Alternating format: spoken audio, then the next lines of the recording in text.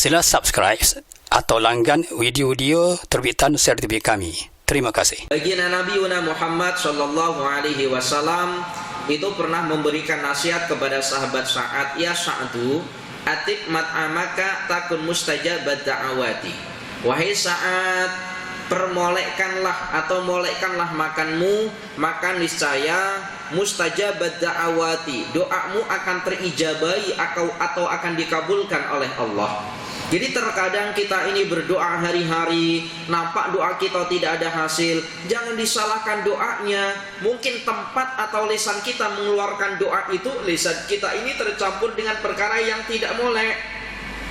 Satu waktu kita berdoa kepada Allah dengan doa kebaikan, tetapi satu waktu lisan kita digunakan untuk makan minum perkara yang tidak betul, atau kita berucap perkara yang tidak betul, umpama menghibah dan seterusnya.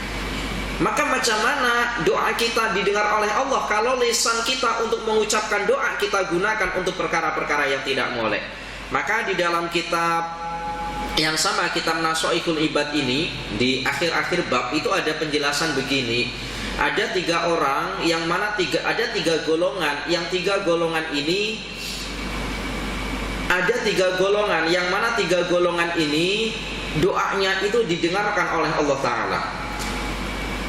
Di antara tiga golongan yang doanya didengarkan oleh Allah itu adalah qari'ul Quran, atau orang yang hafal Al-Quran. Jadi kalau ada orang yang hafal Al-Quran, semisal kita jumpa dengannya, mintalah doa kebaikan kepadanya. Kenapa? Orang yang hafal Al-Quran itu lisannya senantiasa digunakan untuk membaca kalam-kalam Allah Ta'ala, membaca Al-Quran.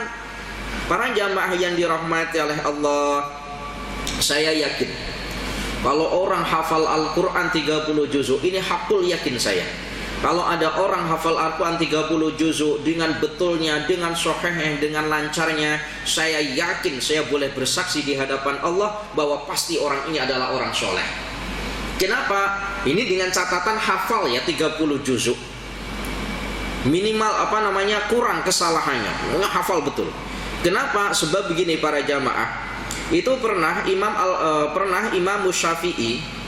Imam Syafi'i, kita tahu ya, Imam Syafi'i yang bernama Muhammad bin Idris.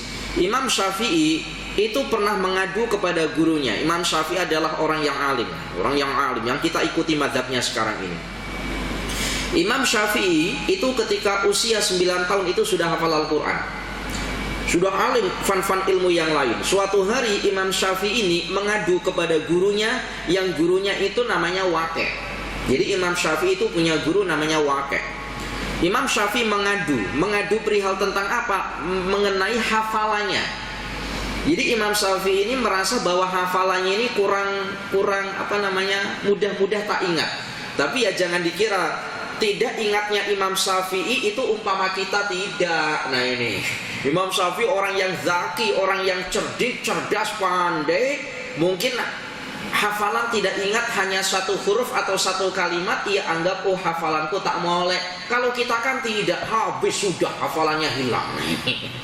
Para jamaah yang dirahmati oleh Allah, Imam Syafi'i itu mengadu, syakautu ila Waqi'i su'ahifzi, aku mengadu kepada guruku yang bernama Waqi' perihal tentang buruknya hafalanku.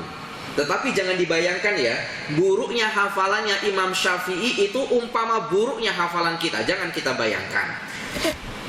Fa'arshiduni ila tarkil ma'asi. Lalu Imam Waqi' atau gurunya Imam Syafi'i yang bernama Waqi' ini memberikan nasihat.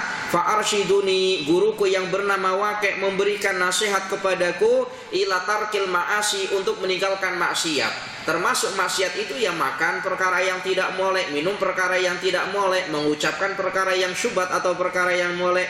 Wa qala i'lam bi annal ilma nurun, ilmu itu cahaya ilmu itu. Wa nurullahi la yuhdalil 'asi, dan cahaya Allah tidak akan diberikan kepada orang-orang yang ahli maksiat. Jadi kalau ada orang alim, orang yang ahli ilmu, hafal Al-Quran, pandai ilmu tafsir, kita kena bersaksi bahwa orang ini betul-betul orang soleh. Kenapa? Al ilmu nurun, ilmu itu cahaya. Wa nurullahi la yuhdalil 'asi, dan cahaya Allah tidak akan diberikan kepada orang yang ahli maksiat. Para jamaah yang dirahmati oleh Allah, jadi Kalau kita punya anak, yang anak kita ini belajar ke pondok, tengah menghafal Al-Quran, tengah belajar ilmu kitabnya, untuk kesuksesan atau kejayaan daripada anak kita, jangan pernah kita berikan sesuatu makanan atau minuman atau uang yang uang itu kita hasilkan daripada perkara yang tidak betul.